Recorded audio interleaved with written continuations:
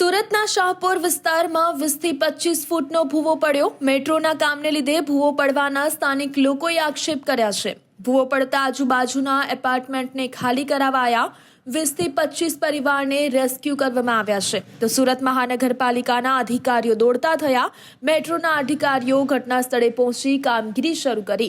તો સુરતના શાહપુર વિસ્તારમાં 20 થી 25 ફૂટનો ભૂવો પડ્યો। મેટ્રોના કામને લીધે ભૂવો પડવાના સ્થાનિક લોકો દ્વારા આક્ષેપ કરવામાં આવ્યા છે। ભૂવો પડતા આજુબાજુના એપાર્ટમેન્ટને ખાલી કરવામાં આવ્યા છે।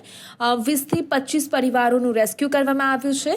સુરત મહાનગરપાલિકાના અધિકારીઓ દોડતા થયા તો મેટ્રોના અધિકારીઓ ઘટના સ્થળે પહોંચી કામગીરી શરૂ કરી છે। ભાઈ અહીંયા છેલ્લા અઠવાડિયાથી મેટ્રોના રેલવેનું કામ ચાલતું હતું અને સર્વે કંઈ થતું હતું। એ લોકોને અમે પૂછતા હતા ભાઈ શું છે, અમારે કંઈ વાઇબ્રેશન થશે, કંઈ નુકસાન થશે, આમ તેમ। તો એ લોકોને તમારે કંઈ નુકસાન નહીં થાય, 70 ફૂટ નીચે છે તમારું, આવું કંઈ નથી અને એવું કંઈ બનશે એવો કંઈ અમને એ લોકોએ અગોતરી જાણ કરી નથી। આ ગઈકાલે સાંજા પછી એ લોકો મેટ્રોવાળા ગયા પછી આજે સવારના ઓચિંતાનો રોડ બેસી ગયો। ઓછામાં ઓછા 15 ફૂટ ઊંડો અને 20 થી 25 ફૂટ લાંબો ખાડો છે અને જોઈ રહ્યા છે લગભગ 6 થી 7મી ટ્રક આ માલ અંદર જઈ રહ્યો છે।